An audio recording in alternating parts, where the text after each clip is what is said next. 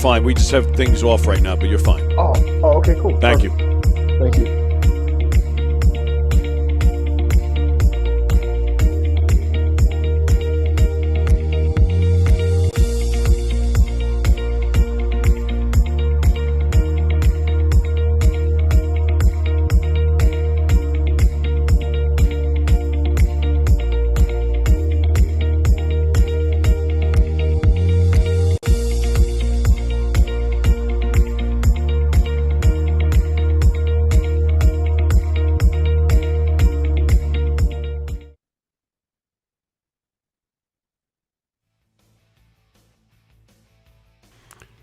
From Governor's Comedy Club in Levittown, this is Sports Bash, presented by TicketBash.com.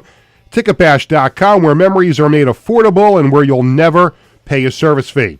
Sports Bash is also presented by the Ryan Anthony Head Start Fund, a group of like-minded individuals trying to raise awareness to our future generations of all possibilities of success other than just college. For more information, visit www.lookwhomadeit.org. Sports Bash is brought to you by the Embassy Diner, located at 4280 Hempstead Turnpike in Bethpage. Every customer is considered family at the Embassy Diner. Mention Sports Bash, get a free dessert with your meal. By Living Legends Memorabilia and Collectibles in Rockville Center, Long Island's go-to store for sports, entertainment, and political memorabilia since 1996. They're also available for charity auctions. Mention Sports Bash when you come in and get a free autographed photo. Give Warren a call at 516-826-4000. Stay tuned later in the show. Find out about the Living Legends item of the week. And by the Marty Lyons Foundation, the official charity of Sports Bash Media. For more information, go to martylyonsfoundation.org. Hi again, everyone. Happy Thursday. I'm Peter Schwartz. Later in the show, number to call is 516-465-3990. Make sure you're subscribing to Govs Comedy Club Podcast and Sports Bash Media on YouTube and following along on Facebook and Instagram. Later on the show, I'll be joined by Rangers and Knicks broadcaster Kenny Albert. Lots to talk about with him.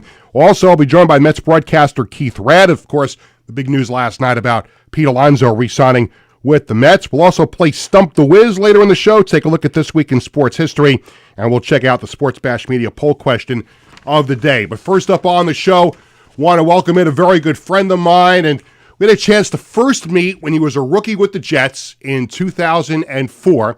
Went on to a great start to his NFL career with the Jets, and now part of the Jets family as an alum and doing some broadcasting work as well. He's like all over the place as a media mogul. Want to welcome into the show former Jets cornerback Eric Coleman. Eric, it's Peter. How are you? Hey, what's up, Peter? I'm doing great. How about yourself? I'm doing great. I'm a little bit busier now than the last time we talked because, as you saw, like now I'm this like big shot sports executive now. Yeah, congratulations on that. I saw that you got the general manager job. Super happy for you, proud of you, and I know you're going to do a great job. Well, I appreciate that. And for those who don't know what I'm talking about, I'll be the general manager of the new arena football team at Nassau Coliseum. And you and I chatted last night via text. I expect the Coleman family to come to a game starting in June when you guys are back on Long Island. Oh, we definitely do that. You know, I have a 10-year-old son who plays flag football.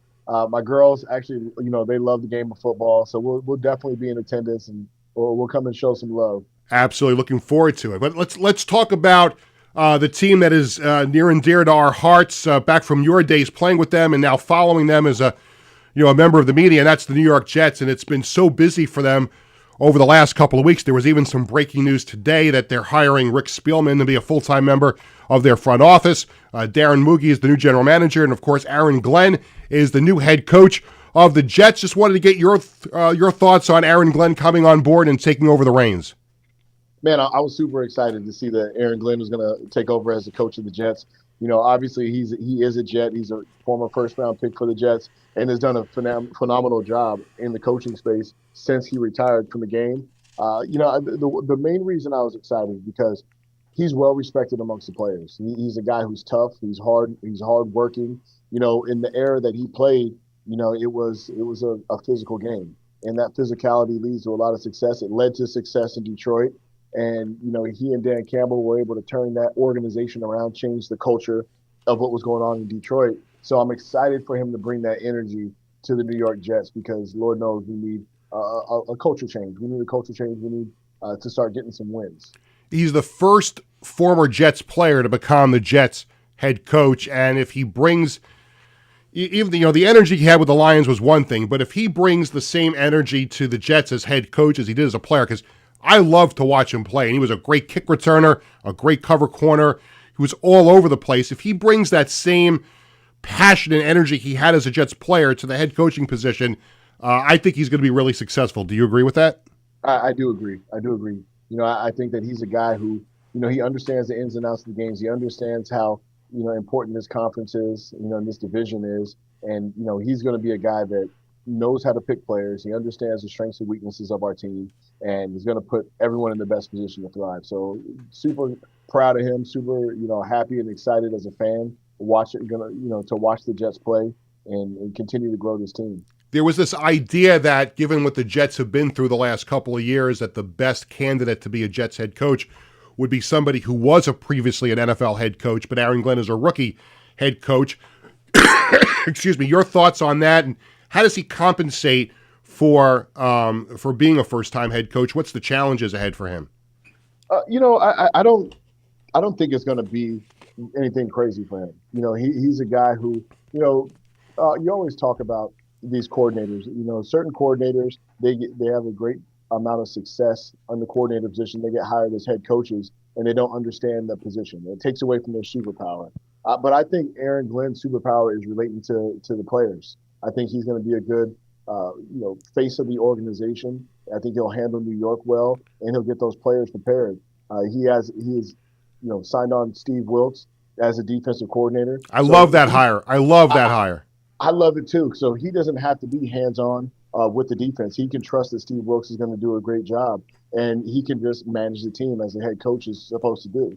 I think a lot of times with these coaches, they get too involved in one side of the offense or the defense or special teams, and it takes away from the front of the team. I think Aaron's going to learn from a lot of what Dan Campbell did, and I think learn from the coaches that he's coached under, Sean Payton and those other great coaches, and implement that with the Jets, and I think it's going to be great. Talking to former Jets cornerback Eric Coleman here on Sports Bash as we talk about the Jets through the offseason here with their new head coach, Aaron Glenn. Let's go back to this past season. As you know, and I'm transparent all the time. Everybody knows how big of a Jets fan I am, but the Jets have had worse seasons record-wise. I mean, I people have lived through 1-15 and 3-13. There have been some disastrous Jet seasons, but this past season I felt was the worst season in Jets history, only because of the expectations surrounding Aaron Rodgers' return, and you look at the defense that they were supposed to have, and just all the talent that was on this team. At the least, people expected a playoff appearance this year. So when you factor in all of that and all the other nonsense that went on, it's, in my opinion, this was the worst season overall in Jets history. When you look at this past season and everything that happened, how do you sum up what happened to the Jets this past season? Well, it was a big disappointment. I think that everyone had high hopes and aspirations coming into the season. It was just, it's so frustrating, Peter. I can't put a finger on what exactly was wrong. I know that, the firing of Coach Saleh, I know that took away from the defense. I know it took away from the team because Coach Saleh, I thought, had great energy.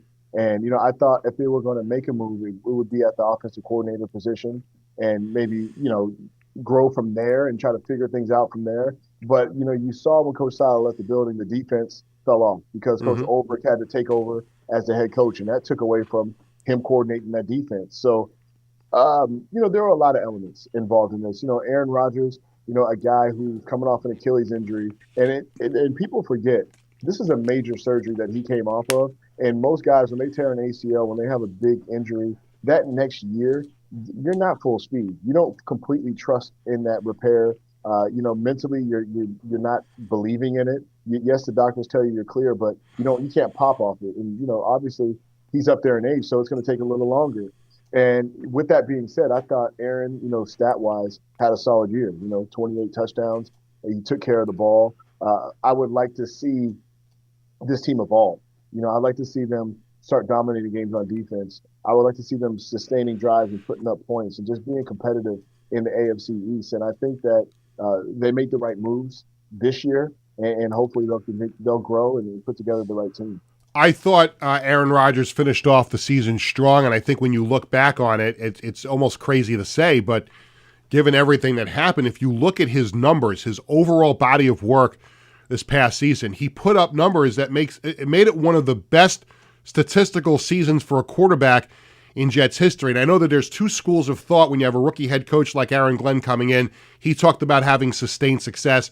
And if you're going to go in that direction, you probably don't bring Aaron Rodgers back because you want to probably draft a quarterback, groom somebody, maybe you sign a short-term free agent and draft a quarterback for the future. But also, if you're Aaron Glenn and this team still has this long run of not making the playoffs, if you want to make an instant impact in your rookie season as a head coach, maybe you do bring back Aaron Rodgers. Where do you stand on that? What would be best for Aaron Glenn and the future of the Jets? Do you bring Aaron Rodgers back or do you let him go? I think that I'm a big believer in bringing him back. Yeah, me too. I thought he did a very solid job.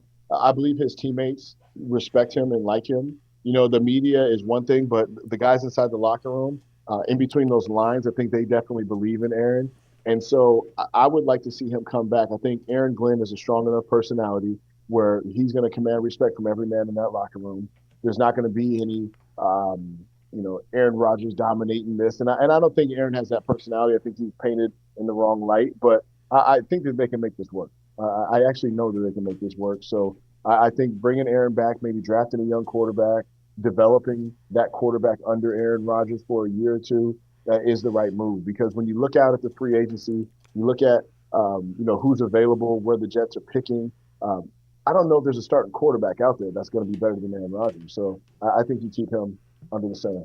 Yeah, I don't know what the alternative would be. Obviously, you could draft a quarterback, and you can still hang your hat on maybe Jordan Travis, who we did not see at all this past season. We didn't even see him in a preseason game because he's recovering from that injury he had at Florida State. But, if Jordan Travis hadn't gotten hurt his senior year or his last year at Florida State, he might have been a first-round draft pick, Eric. So they still have that in their stable. Obviously, I think they would look at drafting another quarterback, but I think it would be the perfect situation. You bring Aaron back for one more year, whether it's Jordan Travis or somebody else that they draft, he'd be the perfect guy to learn under. I agree. And he's a great leader. I think that this team has a ton of talent. It's just about putting things together. And, because when you look on paper, the roster has always been great. It's star power everywhere. They improved the offensive line, running back, receiver, defense, whatever position that you call out, the Jets improved on that last year. Mm-hmm. And so now it's all about putting it together and applying that the gamesmanship, the preparation, the discipline, not beating yourself with penalties and, unforced errors. I think that discipline is going to be what separates the Jets from last year from a successful team this coming year. I want to talk to you about the defense, and we'll start with a position you're very accustomed to. Of course, that's cornerback. And, Sauce Gardner was tremendous in his rookie season, AFC, defensive rookie of the year in the NFL. But he struggled at times last year. Look, I think that everything went wrong for the Jets last year, and I just thought it was so silly for a lot of people to call him Soft Gardner this past year. I thought that was very insulting. Here's a team that had all these things go wrong, and he was just part of it. But is there any reason to believe that Sauce Gardner is not the player that the Jets drafted? No, I don't think there's any reason for that. It's tough. Like when you're a fan and you're watching this Jets defense from last year, you can put a lot of blame on one player, especially at the cornerback position. But the reality is they play a lot of cover three, so it's not man-to-man coverage. You have to stay on top of things. You can't challenge routes. And yes, in some situations when you're blitzing, he can challenge guys. And I think that Sauce is as good as any corner in the NFL at playing press coverage, playing man-to-man. He's big, he's long, he's fast, he's competitive, and he wants to learn. So I think that, when you have a head coach like Aaron Glenn, who was a corner, who was great at that position, I think that's nothing but positivity for Sauce and his development. He's going to continue to grow and be the player that he was or better his rookie year. Couple minutes left with former Jets cornerback Eric Coleman here on Sports Bash, and I have to go back to your playing career and ask you about your time with the Jets. We've spoken about this on other platforms before, but just for the sake of our conversation here on the show today, what did you like most about your time with the Jets? How much did you enjoy being a part of Gang Green? Man, I loved being a part of Gang Green, and it was because of the family atmosphere. When I got drafted in 2004, there were a lot of veterans in the locker room. There was, you can name it from Chad Pennington, Curtis Martin, Wayne Corbett, Sam Coward, John Abraham. There were so many guys in that locker room. And the thing about it was, as a rookie, they really embraced me. I remember Sean Ellis and Eric Barton telling me as a rookie, let's go grab something to eat after practice. And sitting around having a meal with those guys and them telling me stories and, spending that quality time together, it really created a bond with us as a team. And it was just like, it helped me grow up. It helped me turn into a pro. I got to learn from some guys. And, I remember asking Curtis Martin, what does it take to last in the NFL? And, he told me, it's taking care of your body. You got to treat your body like a business, like a Ferrari. If you're going to the gas station, you're going to put 87 fuel in it, or you're going to put 93. You got to get sleep. You got to get rid of the distractions. And it was really nice to have guys who have been through it, who have been successful at it for a long period of time, teach you the ropes. And that's what I love most about that Jets team. You mentioned Sean Ellis, and I once had a conversation with Joe Beningo, who I'm sure you know, my compadre at WFAN. We were talking about this, and we talking about the Ring of Honor, and it's always great to see new people get into a respectful team's Ring of Honor. I think Sean Ellis should be in the Jets Ring of Honor. I think he had a terrific year with a career with the Jets, and you played with him. You mentioned him. You made a point to mention him a few moments ago. What do you think of Sean Ellis one day in the Jets Ring of Honor? I would love to see Sean in the Ring of Honor. I mean, the Big Cat was a phenomenal player. He was a great leader. He was consistent. He was always available, and he was just someone you could count on as a defender who was going to hold down that side. He's going to get after the pass, get after the quarterback. He's going to stop the run. He set the tone as a defender, and just a phenomenal example of what it's like to be a Jet. He's a New York Jet. He's one of the best to ever do it, and I think he deserves to be in the Ring of Honor. I wholeheartedly agree. I can't let you go, Eric, without your thoughts on the big game on Sunday. I don't think too many people in New York are enthralled with the choice of who to root for, the Chiefs or the Eagles in the Super Bowl, but you're the expert here. Break it down. Who do you like on Sunday in the Super Bowl? Man, this is tough because you look on paper at the Philadelphia Eagles and that offensive line. And shout out to Mekhi Becton for what he's done in transforming his career with the Philadelphia Eagles. That offensive line, they do a great job of just mauling defenders. And they have the perfect running back to run behind them, and they just create a lot of big plays. The problem is you have Andy Reid, you have Patrick Mahomes on the other side, and the Chiefs defense that only gave up, I think, eight runs over 20 yards the entire season.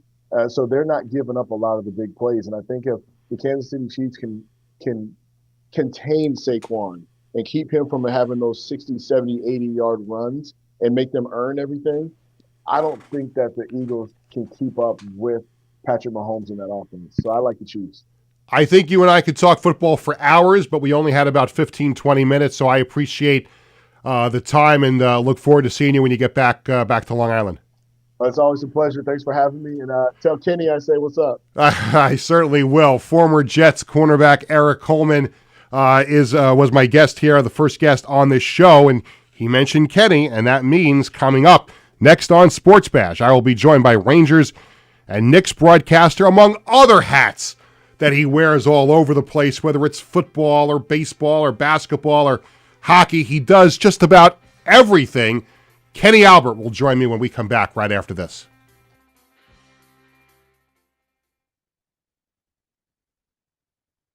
Hi, I'm Peter Schwartz. And I'm Vinny Tickets. We want to take a moment to talk about our fantastic sponsor, the Embassy Diner. Embassy Diner has been a beloved staple in the restaurant industry for over 50 years.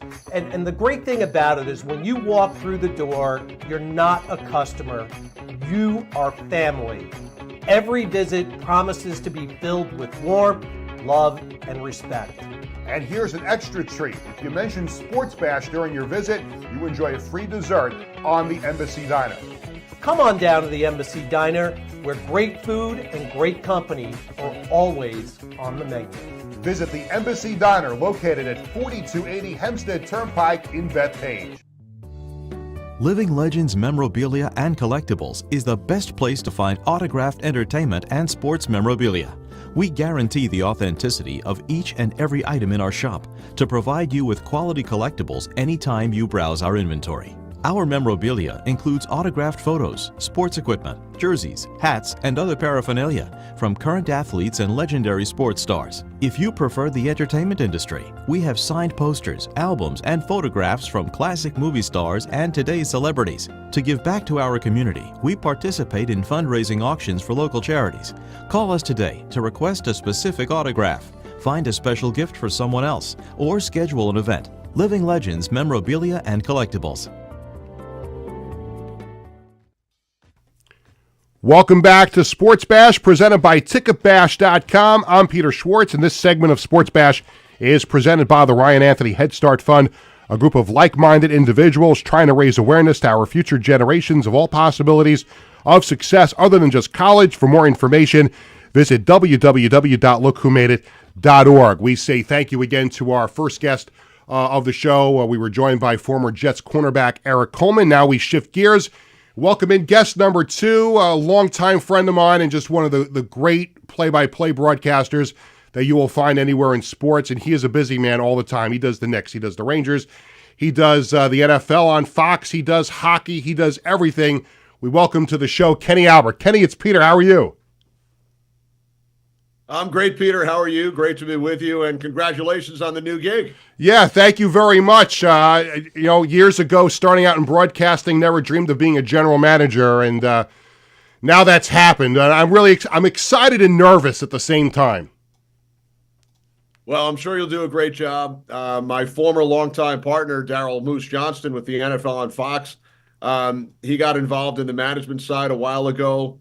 With some of the other leagues. He's been involved in a couple of them that are out there. So I know he's really enjoyed it, along with his broadcasting work. So he's been able to manage 2 hats at one time. So I'm sure you'll follow in his footsteps and do a great job. I appreciate that, and I certainly hope that's the case. Let's get right into it. We'll start with the Rangers. Obviously, that had come from behind win last night, and there was that point in the season where they just were struggling so badly. And then they got things back in gear. They make the trade, trading away Hedl, and they get JT Miller back in the lineup, and things seem to be trending back in the right direction for the Rangers. How do you sum up the last month or so for the Blue Shirts, and how far do you think now that they can go? Did they right the ship enough to get this thing going back in the right direction? Well, you're right about the up and down season to this point. They got off to a really good start at 12-4-1. Then they went through that 4-15 stretch. But since then, aside from a little 3-game blip, they've played really well over the last month and a week, I guess, the last 5 weeks. And you look at the last 2 games, come from behind victories in the third period, back-to-back over Vegas and Boston.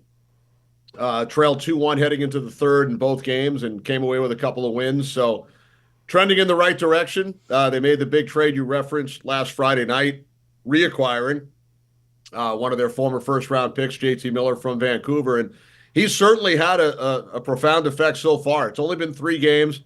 He scored 2 goals in the first game against Boston on the road on Saturday, and then had a couple of assists against Vegas on Sunday.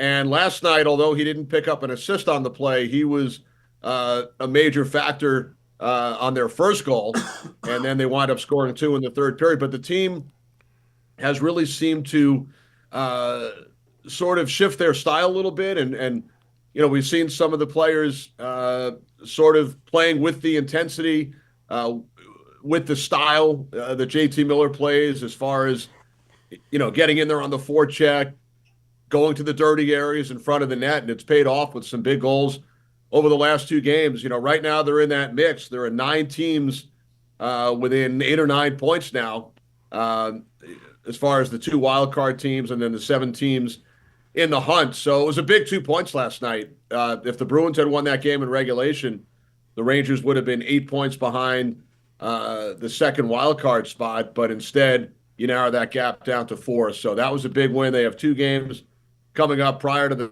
break for the Four Nations tournament, home against Pittsburgh tomorrow and then in Columbus on Saturday. But these 2 wins over Vegas and Boston were very important, and they did it, like I said, in similar fashion coming from behind in the third period. When the Rangers were trending in the wrong direction, a lot of Ranger fans and even members of the media were pointing to the fact, Chris Kreider and Mika Zibanejad were not pulling their weight in that lineup. And just your thoughts on those two players, how important they are to the Rangers and how important it will be, especially after the break, to pick it up and try and help this team make the playoffs.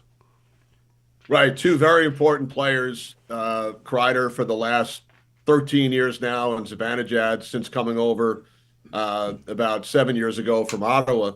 And Kreider, he's talked about his back issues this year. He has not been close to 100% health-wise.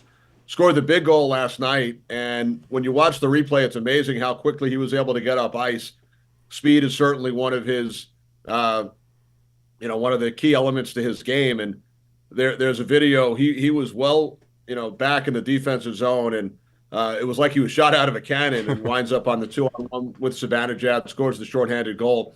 Zibanejad, he's talked about it. It hasn't been a great season for him, but starting to come around. He has 5 points in the last 2 games, 6 points in the last 3 games. He's playing a different position now. He's on the right wing, on the line with JT Miller and Panarin, and so far in the short term, it's paid off.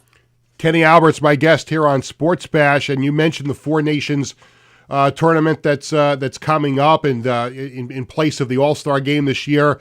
An exciting tournament. Looking forward to it. Should be a lot of great hockey. How excited are you looking forward to this and being a part of it? Yeah, really excited, Peter. I'll be involved in 2 of the games. There are 7 games total, 4 in Montreal, 3 in Boston. ESPN has 4, TNT has 3. So Brendan Burke, who does a terrific job on Islanders broadcasts, he'll call a game next Wednesday with Darren Pang from Montreal involving Canada, and then Canada and Sweden. And then our crew, myself along with Brian Boucher, Eddie Olczyk, and Jackie Redmond, we have 2 games in Boston on Monday the 17th, Canada against Finland in the afternoon and the United States against Sweden at night. So should be really exciting. The NHL has not seen a best-on-best tournament now since the World Cup of Hockey back in 2016. The league did not participate in the last 2 Olympics. So for the players, it's about 100 players from the NHL, from the United States, Canada, Sweden, and Finland. I know they're really looking forward to it.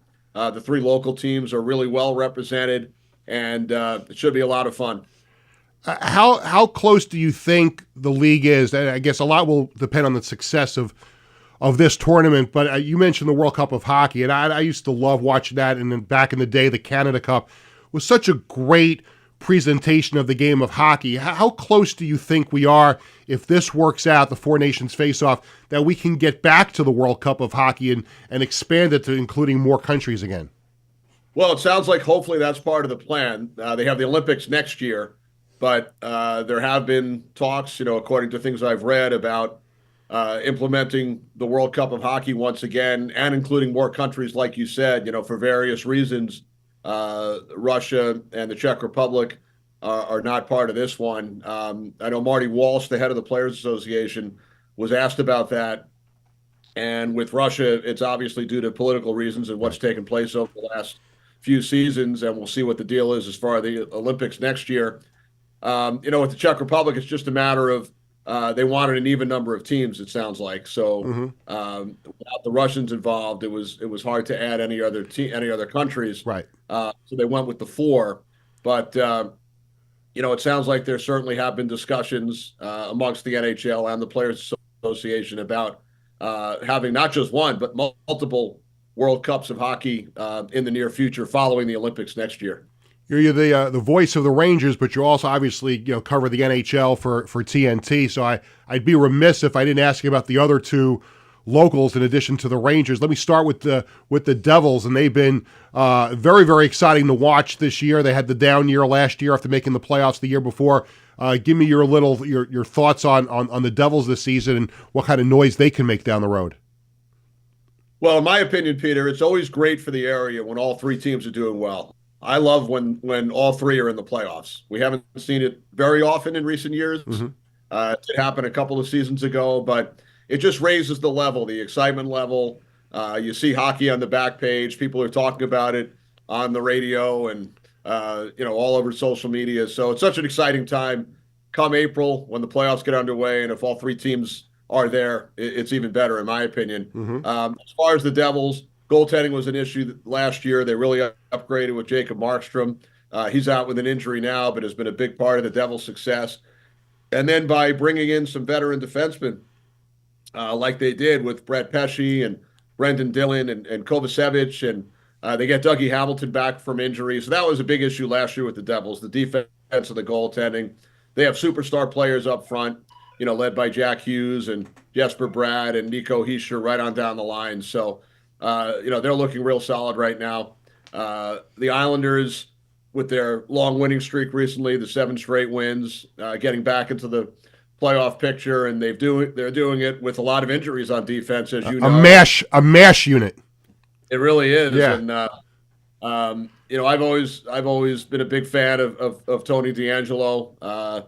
Had some great chats with him when he was a player with the Rangers. Always enjoyed bumping into him. He's such a big sports fan. Yeah. He could host a sports talk show if he wanted to. He did a Maybe podcast. I'll have to have him in studio with me. Yeah, no, he's so knowledgeable. He's a big Philadelphia sports fan.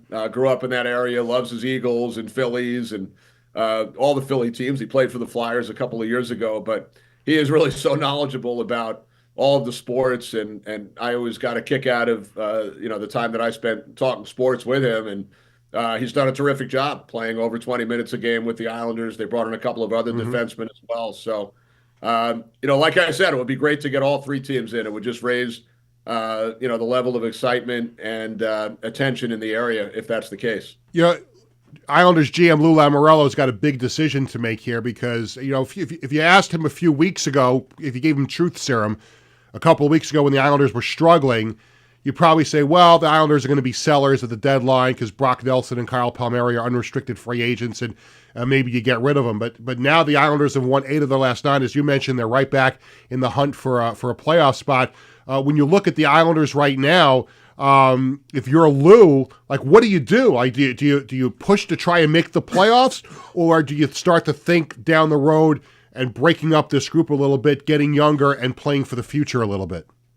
Right, it's a great question, and only Lou would know the answer to that. But I would think you probably try and make that push because you never know what's going to happen next year and in seasons beyond. If you get into the playoffs, I think when you look around the Eastern Conference, you have the Florida Panthers, who are the defending Stanley Cup champs, and they've been to the final now 2 years in a row. And can they get there a third time? They've played a lot of hockey over the last 2 years.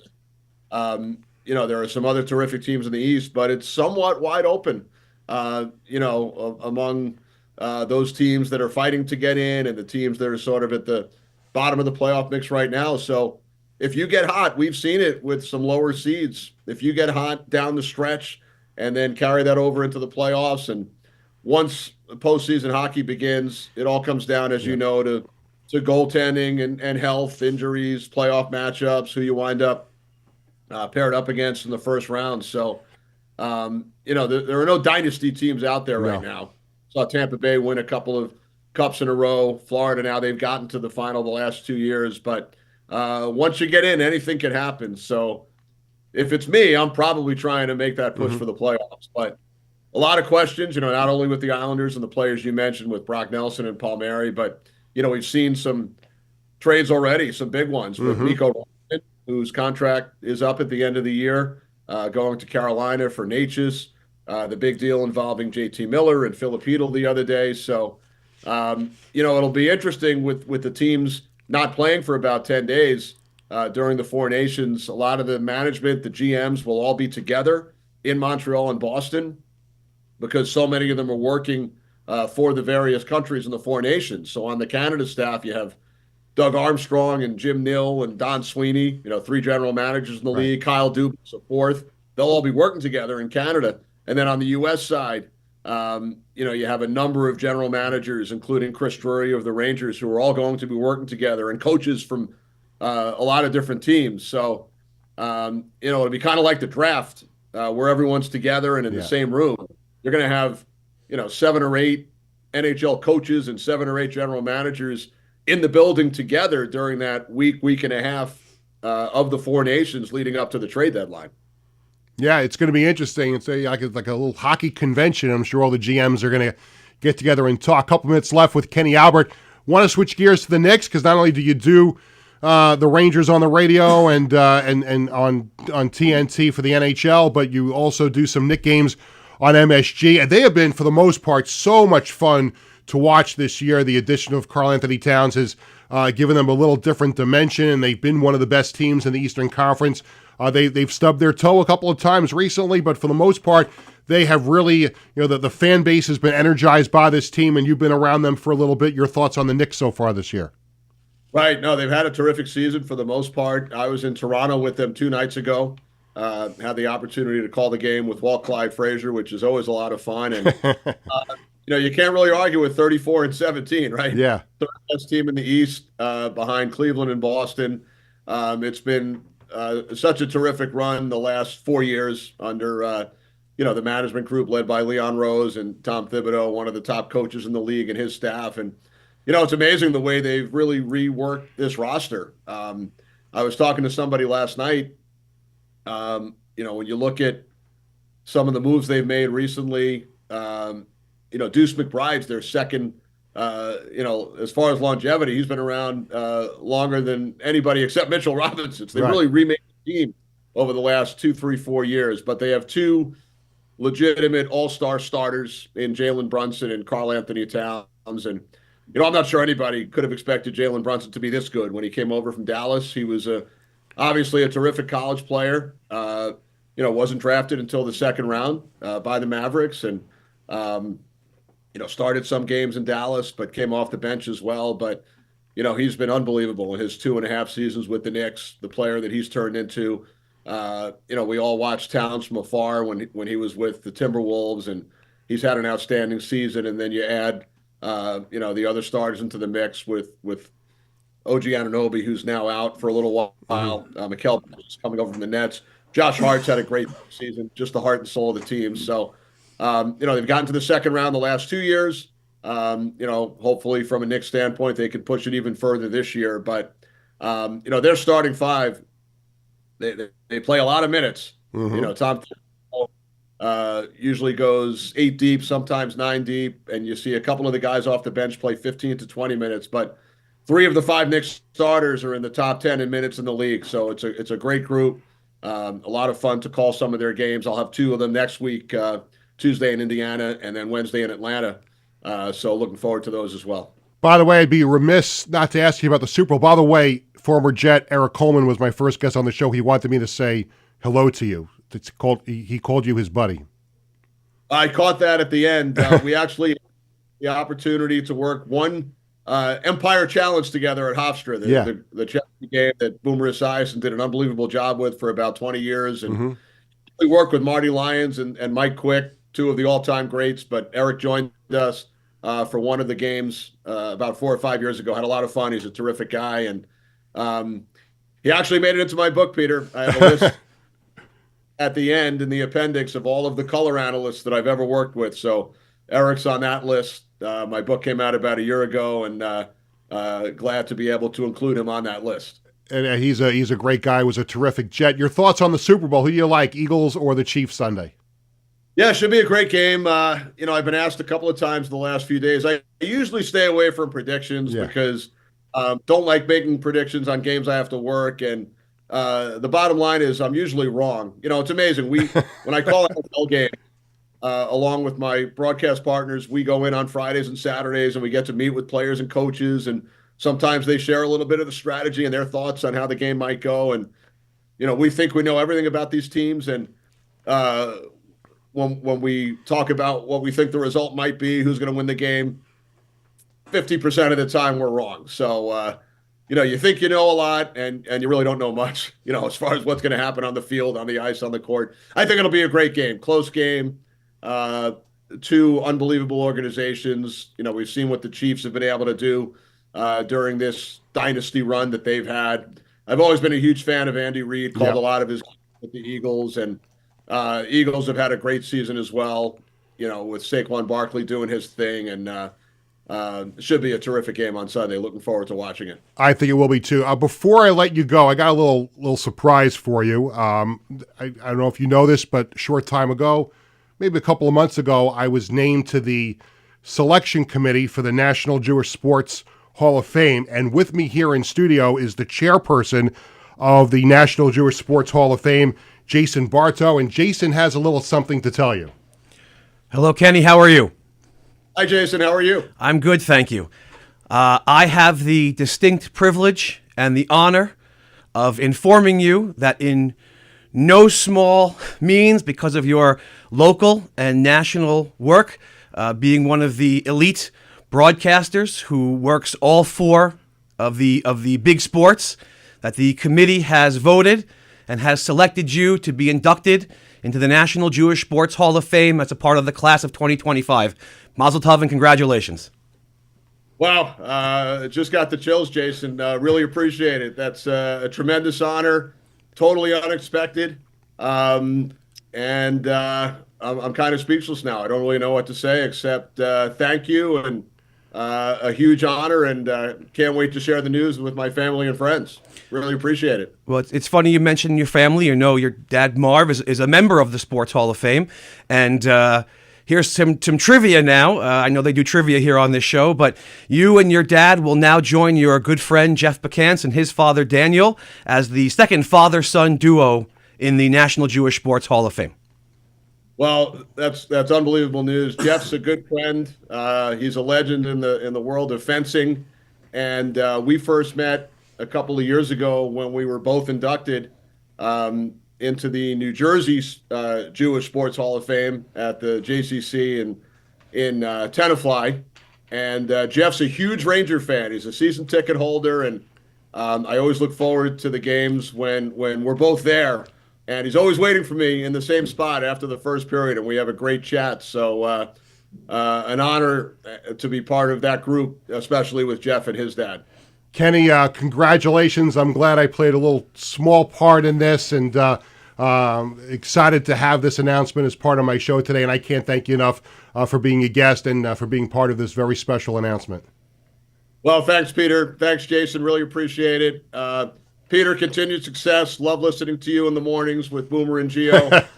I catch the show whenever I'm home.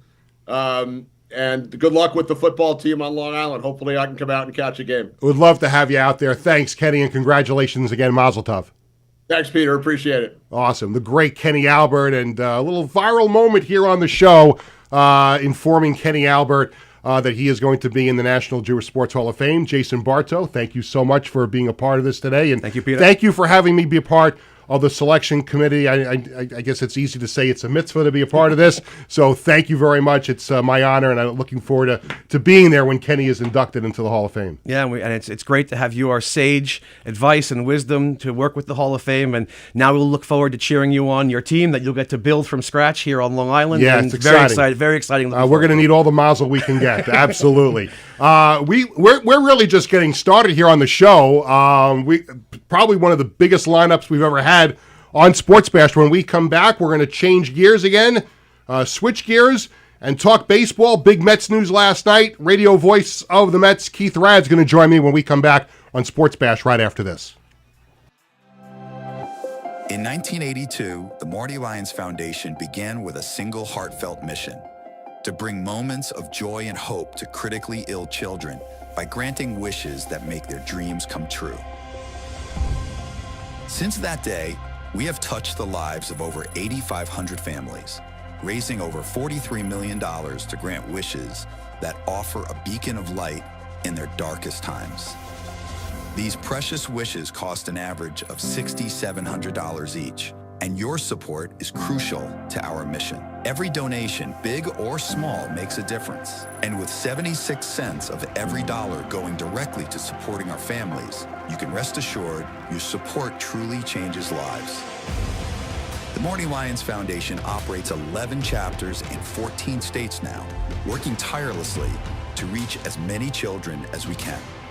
This dedication goes hand in hand with our commitment to transparency and accountability, earning us top ratings on Charity Navigator, Great Nonprofits, and Candid, which underscores our dedication to those we serve.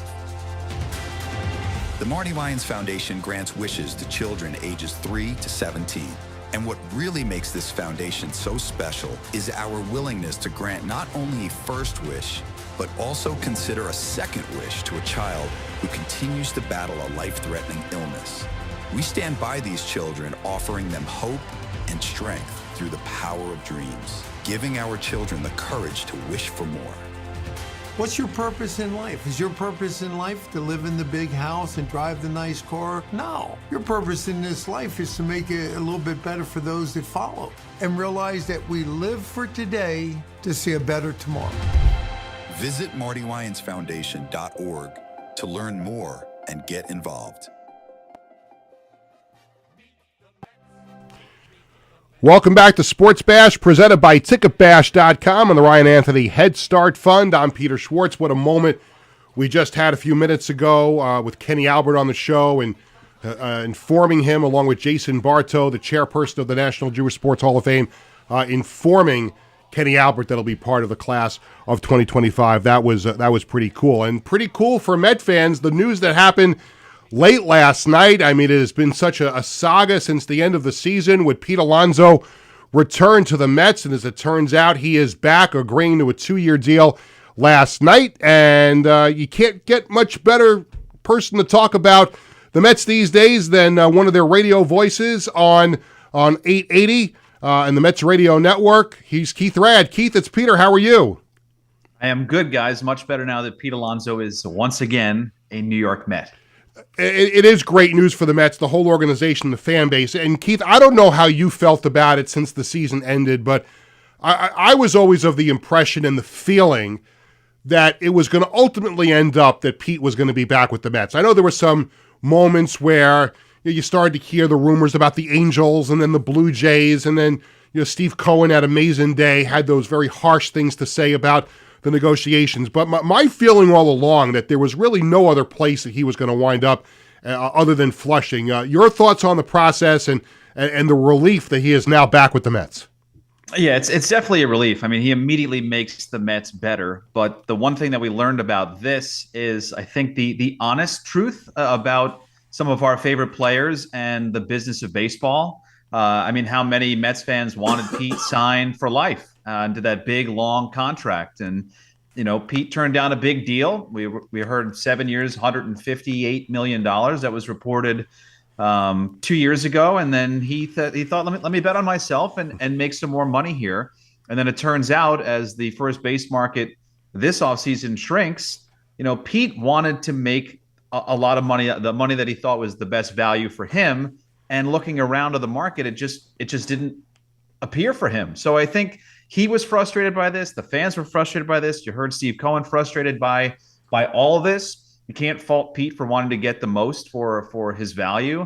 But at the same time, he always knew in his heart of hearts that he was going to be a New York Met. And so there's no dollar sign I think that would have taken him anywhere else except the Mets. The problem is then the Mets are starting to bet against the Mets, and it becomes messy, and that's what I think it was. And hopefully we can get past that pretty quickly and just insert him into that lineup and go for it here. I think the perception of him among the fan base changed in a split second, because I think if you looked at the body of work this season, I think there were probably a lot of Met fans and maybe a lot of people in the Mets organization that felt that his time with the Mets was coming to an end. And then that magical moment in Milwaukee where he hits the series winning home run, I think that changed everything. I think it's simplistic to say, but I think looking back on it now, I think the perception of the fans of him changed with that one swing of the bat. And I'm not sure he is a Met right now had it not been for that swing of the bat.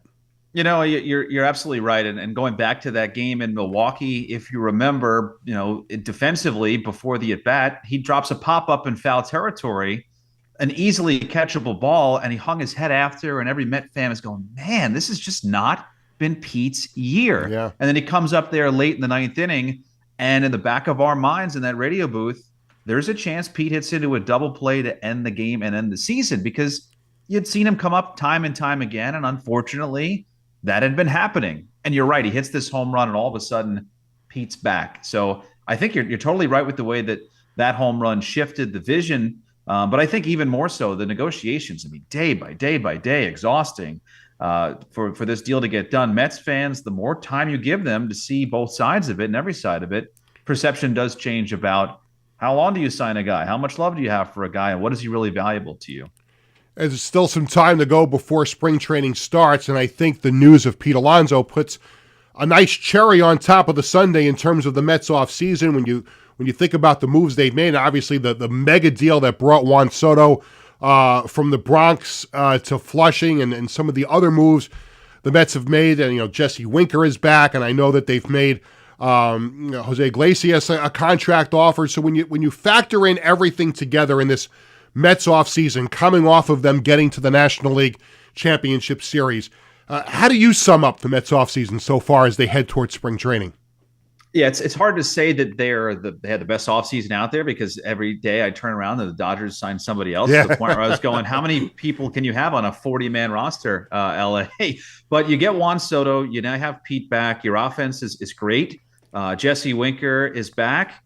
Starting rotation is still going to be, I think, the biggest question mark. It doesn't mean it is the question mark. How far will this team go? But you have a lot of guys with, high floors, not that high of a ceiling. You have Kodai Senga, who's an ace. I still think is going to have a really big year, but you take a chance on Frankie Montas. Try to turn Clay Holmes into a starter. I mean, these aren't, guys that you give the ball and 30 starts later, you're going to have phenomenal years. You're still taking a bit of a risk, but I think the bullpen is stronger. AJ Minter came in 2 years on that deal. He was an Atlanta Brave guy for years and years and years, so he knows how to pitch some big innings. Bring Ryan Stanek back. They're very deep again going into spring training, and I say deep without mentioning names, because we're going to have those guys that David Stearns brought into spring training this year that'll be the next Dednell Nunez and Reed Garrett. We have no idea who they are yet, but I think they're deep enough that the offense looks good, the bullpen is strong,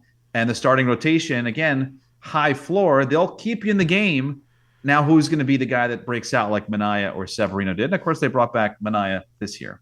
Mets broadcaster Keith Radd is my guest here on Sports Bash.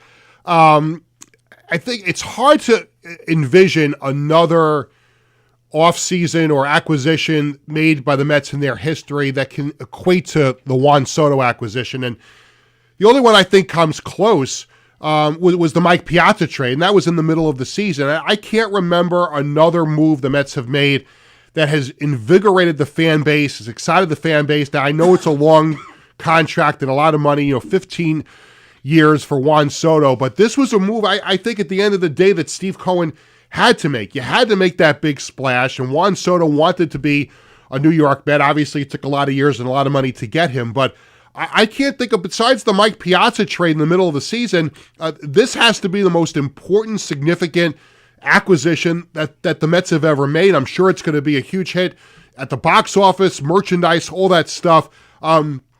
Is it sinking into you that Juan Soto is now a Met? No, not yet, because I still have to remember that he'll literally be out there in right field in Port St. Lucie in just a couple of days. But yeah, I'm with you. I mean, Piazza, what Cespedes did after the trade deadline in 15, I mean, those are things that, they happen, and then the result after is this wow factor. But with Juan Soto, the wow factor is there right away. And I think I hope it's not hyperbole to say that it's a seismic shift in the way that New York baseball, the power dynamic goes with the Mets and the Yankees. Mets have always been the little brother, whether they want to admit it or not. And the Juan Soto signing completely erases that to me. I mean, the Yankees outspend everybody. Well, not anymore. And Steve Cohen figured that out he figured out a lot more that I hope I can, dip into his pockets and figure out how he made $20 billion. But he figured it out with Juan Soto and the things that he had to show Juan. And you talked about, Pete's home run. What did that change? I think the Mets going to the NLCS last year with a team that was supposed to be okay. That really impressed Juan Soto. So it's not just the dollars, but what the Mets had built over the last year and a half that I think pushed Juan over the edge. I think for a lot of people, it was kind of hard to believe when he would come out and say that, the Mets family atmosphere was an important factor. And I guess when you factor in, the 15-year deal and the multi-millions that he's going to make, it's hard to believe that it was the family atmosphere that brought him to Flushing. It's funny you say that, but I showed up to that press conference at Citi Field, which was, again, just a momentous day for the Mets organization. And in the front of the dais was the media on one side, and then there were probably 50 or 70 seats, Peter, that just said Soto family. And I thought, wow, this guy's coming from a big family, or he signed this big contract, and everybody wants to be in the Soto family now. But I really do think that was important for him. It's something that you heard Sean Manaea talk about, heard Jesse Winker. It's the treatment once you're there. And when Juan Soto is signing a 15-year deal, maybe that is the thing that pushes him over the edge. Of course, $700+ million will do that, but it's the care, the day-to-day stuff, because this is a long season. You're constantly flying, constantly traveling. We get to Baltimore at 2 o'clock in the morning. Families are usually flying on a commercial jet to get there the next day. Where are they staying? What kind of tickets are they looking at? And you're talking about rinse, repeat, in and out of cities for 15 years. Are they going to be taken care of? What steps are going to be moving forward? What are they going to put in place? And so this is a testament, I think, to other teams to do some of those little things really, really well, because he signed the Mets signed Juan Soto, but they signed his parents. They'll sign his family. They do that with everybody, the wives, the kids, the daycare, this and that. I'm telling you, it goes a lot further than most people think. I'm sure you are looking forward to getting down to Port St. Lucie to reunite with Howie Rose and Pat McCarthy and get things going on the Mets Radio Network, led by 880 here in New York. And when's the first broadcast, and how pumped are you to get down there to spring training? Yeah, I mean, I'm ready to go. You get to the point where you just try to rest up for a little while, and then by the time Christmas goes into New Year's, it's time, and then the Mets sign Pete Alonso, and I hate to tell my wife, it's time. So our first broadcast will be on February 22nd by myself and Howie Rose. It'll good to get him back. It's always hard to pull Howie off the ninth hole to get him into the broadcast booth for spring training, but I think we'll be able to wriggle him out. But it's hard not to be jacked up. And you remember going into the 2023 season, coming off of 22, you get those high expectations. And this is where you want to be as a Met fan. High expectations. Again, knowing full well that when you have high expectations, sometimes, and the Mets know in their history, you don't meet those expectations. But it's where you want to be. And to go into 2025 with this much at stake, it's awesome. And I'm really excited. Absolutely. A lot of Met fans pumped up. Keith, thank you so much, my friend, for spending some time on the show. Exciting news about Pete Alonso last night, and look forward to seeing you at Citi Field this season. Absolutely, Peter. Be well. Thanks so much. Thank you. Keith Rad, Mets broadcaster on 880. Well, it has been an action-packed show. Are we done yet? No. No. Did overtime get approved? It did. Overtime got approved. So we welcome in Wiz, and it's time to play Stump the Wiz. Vinny Tickets from Ticketbash.com was supposed to check in with us from New Orleans, but I understand things are getting a little crazy down there on Bourbon Street. So if he checks in before we say goodbye, and whenever that might be in the next 10 minutes or so, we'll put him on. Wiz, would you say this might have been one of the greatest sports bashes in show history? Of course. You had Eric Coleman come on, you had Kenny Albert come on, Keith Rad came on, and the fact that you had the guy running the Jewish Sports Hall of Fame say to Kenny Albert. The National Jewish Sports Hall of Fame. Not just any Sports Hall of Fame. The National Jewish Sports Hall of Fame actually say. I knew you were going to like that. Listen, you know me. You know Hall of Fames are my bread, butter, plate, everything whatsoever. It is literally my main interest of sports, period. No question. I saw the smile on your face. You're like a little kid in the candy store today. Oh, yeah. So let's play Stump the Wiz. All right. Now, last week, you stopped the bleeding. Yes. I think it was 3 or 4 weeks in a row that we stumped you. Yes. Right. So you finally got an answer right last week. Correct. So we'll see if we can do it. Now, we're going to do something a little different today. Okay. I'll get to it in a second. Now, it is time to play Stump the Wiz. DM your best sports trivia question to Sports Bash Media social media channels. If we pick your question and you stump the Wiz, you win a prize. Today's prize, as we just had Keith Rad on the show, will be 2 tickets for a mutually agreed upon 2025 New York Mets home game at Citi Field. It will not be opening day. It will not be any game against the Yankees. So it will be 2 tickets to a mutually agreed upon 2025 New York Mets home game. Today's contestant is John Rosenblatt from Belmore. Now, here's how we're going to do it. Ran it by Tony before, and he's in agreement with me. Okay. There are 2 questions. You have to answer the first one, and then we'll stop the clock, and you'll get the second question. Okay. Okay? So it's 2 questions separated by a stoppage in play. First time we've ever had an intermission. Now, we may not have an intermission because if you don't get the first question right in 2 minutes, there is no second question. Okay. And you would not be able to it's kind of like name that tune. If you still have two, like the last thing that they do, is it bid it? No, not bid it. No, what do they do with the last part of name that tune? Where if you have two songs left, you have to guess, and you only have 3 seconds, you're not winning. Right. So you would have to make sure that you leave yourself. Tony, I would say he's got to split this. He's got to take no more than a minute for the first part, and then have a minute left for the second part. Agreed. Right. Okay. Ready to go? So we're going to have 2 minutes on the clock. Again, first question, I'll say my words that starts the clock, and you'll have 2 minutes to get that part, stop the clock, get to the next one. Right. Ready. The first question, name all 4 teams who have not appeared in a single Super Bowl. 4 teams have never appeared in the Super Bowl. We have 2 minutes on the clock for part 1, and away we go. Detroit Lions, Cleveland Browns, Jacksonville Jaguars, Houston Texans. Boom! Oh my God! 156 still to go. Holy smoke! Did you read the script? No, I already know that. I already know that. However, the Lions and the Browns have also been to NFL championships in the past. Well, I didn't ask you about that part. We asked you about the Super Bowl. I still want to say it. Okay, there you go. So what do we officially have left on the clock? 155. 155. So 5 seconds. Wow, this is great. See, now You said pace yourself, and I did. Well, yeah, you basically have the whole 2 minutes left, like 155. Mm-hmm. Right, Yeah. so now I was nervous. I thought about this. The 2 questions were submitted. I said, which one do we use? I'm like, no, let's use both of them, right? Sure. So here we go. We still have 1 minute and 55 seconds to go. You're well on your way to avoid being stumped. The second question is also Super Bowl related. Name all 5 teams who have won just 1 Super Bowl in their history. We have 1 minute and 55 seconds on the clock. We're looking for the 5 teams who have won just 1 Super Bowl, and away we go. Okay. New York Jets. It's 1. Seattle Seahawks. 2. Chicago Bears. Bears. Philadelphia Eagles, assuming that Sunday doesn't change things. Correct. The last one, I'm trying to think. New New Orleans Saints. There you go. We're done. Wiz is the winner with 1. I think you were slow on the trigger finger. Yes, I think I was. he had 1:30 left on the clock. So you got both questions combined in 30 seconds. That is probably the most magnificent accomplishment in the 72-year history of Stump the Wiz. Yeah.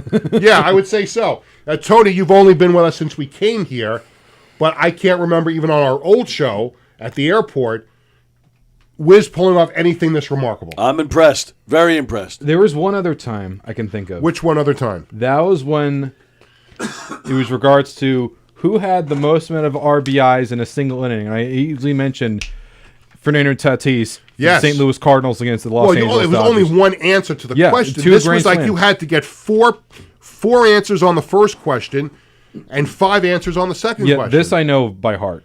Oh, unbelievable. Well, we apologize to John Rosenblatt from Belmore. Sorry you did not stump the Wiz. Even if we only used one of your questions, you would have been up the creek, without a paddle, because the Wiz was on fire today. I'll say. Let's see if you can continue it with This Week in Sports History. Well, I'm going to change things up a little bit. Oh, so you're following in my footsteps here a little bit, changing things up. Well, even though today is the week, a few days before the Super Bowl, I want to talk about something that I deeply remember back on the same day that I went to an Islanders game on February 6th, because that was when LeBron James shattered Kareem Abdul-Jabbar's record for the amount of points scored in NBA history. It was a game against the Oklahoma City Thunder. It was a game against the Oklahoma You got City me all Thunder. choked up. He had to score 38 points to eclipse that record, and since then, he has now surpassed the legendary Brazilian basketball player Oscar Schmidt for the most amount of points of any kind of organized basketball ever, with over 40,000 to his name. I think it would have been very hard to outdo Stump the Wiz, but you came pretty close with This Week in Sports History. Yeah, I'd say so. Oscar Schmidt, got to give that guy some love. It is now time for the Sports Bash Media poll question of the day. It's presented by Living Legends Memorabilia. We post a new poll question every Tuesday and Thursday on the Sports Bash Media X/Twitter page. Today's question, who is going to win Super Bowl 59? And you have three choices. I know there's not three teams in the Super Bowl. There's two, but you have three choices. The Eagles, the Chiefs. Tony, you want to say the third one? I don't care. There you go. The Eagles, the Chiefs, and as Tony Walker said, I don't care. I fall in the category of I don't care. I just want to eat and watch the commercials. Wiz, Eagles, Chiefs, or I don't care? I don't care. I want to eat and watch the commercials. Well, you're not eating at my house, but I hope you have food at your house. So I'm going to you make go. some of the food at my house. You're gonna you cook? Yeah, I cook. Wow. You didn't know that? I did not know that. I make a lot of good food. Look at you, Chef Boyardee. No, because that would mean that I would get my stuff from a can, and no, I'm not. I'm lucky I know how to use a microwave. I really am. You know, I was a failure at Success Rice. No, seriously, my wife was leaving. This is years ago. We had first in our apartment, and she hit some traffic on the way home from work, because at that time she was still working in her office. Now she works from home. So she's on the way home from work and she hits traffic and she calls me up. She goes, "You have to start dinner." Like, asking me to start dinner?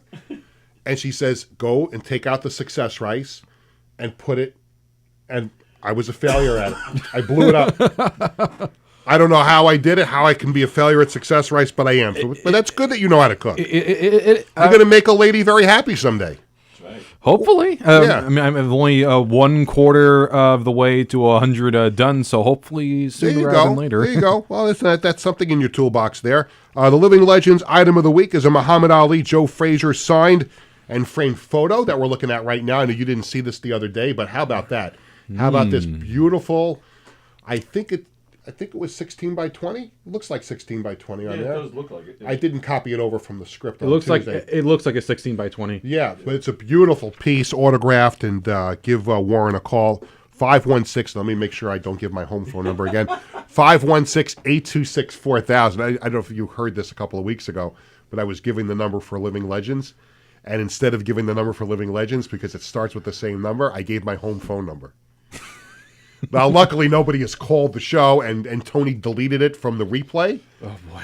So I now have to take it very, very slowly when it comes to that. How did he delete it? Did he like 80 yard or something like that with the correct number? No, he just clipped out that little clip and cut to me laughing about the fact that I did that. Of course, I cannot end the show without a Billy Joel update, as everybody knows that my favorite entertainer, musician is Billy Joel. My family and I just saw him on New Year's Eve at UBS Arena. So we already knew that now that the residency at Madison Square Garden is over, it now frees him up to do other venues in the area, like UBS Arena. So it was announced previously, Friday, August 8th, MetLife Stadium, Billy Joel with Stevie Nicks. I have zero interest in going to that show. I don't like going to MetLife Stadium unless I absolutely have to, because only bad things happen to me at MetLife Stadium, which means Jet losses and the Islanders losing to the Rangers last year in the Stadium Series. And I don't particularly care for Stevie Nicks, so that was out, right? Now, it was announced not long ago that Billy Joel will be playing Yankee Stadium on Friday, July 18th with Rod Stewart. And I'm like, oh, that got my attention. Oh, that's pretty cool. Right? I could go to see that one. That would be a good one to go to. But now, did you hear this today? What's that? Billy Joel on August 21st at Citi Field, the home of the Mets. One night, one stage. Billy Joel with Sting. Whoa. Now. Gordon Sumner himself. Yes, absolutely. I knew that, by the way. I knew that was his name. But I have to say, I like Sting. And of course, I love Billy Joel. And even though I'm a Yankee fan, and I saw Billy Joel at the old Yankee Stadium years ago, iconic concert that was. Yeah. Now, to get to Yankee Stadium, I have to go over a bridge. It's like $3 million to park your car at Yankee Stadium. I like this. I like Billy Joel and Sting at Citi Field, August 21st. I just get in the car with my wife and my kids, and there's no toll. We could even get on the Long Island Railroad and go there. I don't even worry about driving to Citi Field. I think it's going to be very, very possible that on August 21st, now the only caveat to this is that Bradley will be back in college and in training camp for Western Connecticut State. Now, me, Cheryl, and Jared, free to go. The question now is, what day of the week is August 21st? Do we have any idea what day of the week? Tony is looking it up. Yeah, let me look it up. But that's going to be great. I don't know when the tickets go on sale for that. I would assume it's Next week. Next week. It was next week. So August 21st is a Thursday. So we'll have to figure that out. If it's the Thursday night, you go to the concert, he can get his ass back to Connecticut in time for practice the next morning. So it's possible. I'm not ruling it out. We could very well be at Citi Field on August 21st. And let me just also say this. August 21st, the Schwartz family at Citi Field for Billy Joel and Sting would be a great way to celebrate the Long Island Entertainment Football Association team winning the first championship in league history. How about that? We win the championship, and then we celebrate at Citi Field. I think that would be a great way to do it. Yeah, that would be pretty cool. Right. So, you know what? Let's see if that works out. Pre-sale begins on Wednesday, February 10th. February 12th. Wednesday, 12th. February 12th is the pre-sale, and then the public goes on sale Friday the 14th. That would be phenomenal. So that's next week. I would love to go. Again, I would love it at Yankee Stadium, but I love Citi Field. I like it's an easier commute, even if we get on the train and go. Fantastic. I hope we can figure out a way to work that out. We'll see what happens. I'll have to call in some favors. Coming up Tuesday on Sports Bash will be our next FOP, Friend of Peter. In this case, Friends of Peter. Tuesday, February 11th, Mark and John Cronin from John's Crazy Socks. Can't wait to have them in, see what they bring in for us. They just did a deal with the Pro Bowlers Association to have bowling socks. My son Jared is eagerly awaiting a pair of those. Of course, being that my son Bradley is a football player, maybe there's some football socks. Hopefully there's some socks included there for my wife and I. Maybe we can get them to make Sports Bash socks. Who would be interested in a pair of Sports Bash socks? Me. There you go. That would have been your cue to be a little louder. Me. There you go. Thank you. Of course, in my case, they'd have to sew 5 pairs of socks together to fit on my size 14 feet. Well, we'll see if that works out. And we have booked our guest for next Thursday, February 13th. Of course, Wiz will be here for Stump the Wiz, but we will also be joined by Joe Pantorno, another good friend of mine from AM New York. We can talk Mets with him. We can talk Islanders with him. He just had a baby, him and his wife, so not long ago. So we could talk to him about fatherhood, a whole bunch of things we can talk about with Joe next Thursday. And that will do it for this action-packed edition of Sports Bash. Thanks to my guests, Eric Coleman, Kenny Albert, and Mazel Tov again to Kenny for being selected for the National Jewish Sports Hall of Fame. Also thanks to Keith Rad. Vinny Tickets did not join us, but we still thank him for making sure that we are here every week, along with Ryan Anthony as well. Thanks to Tony Walker and everyone here at Governor's Comedy Club. Thanks to Wiz. This Week in Sports History, Stump the Wiz.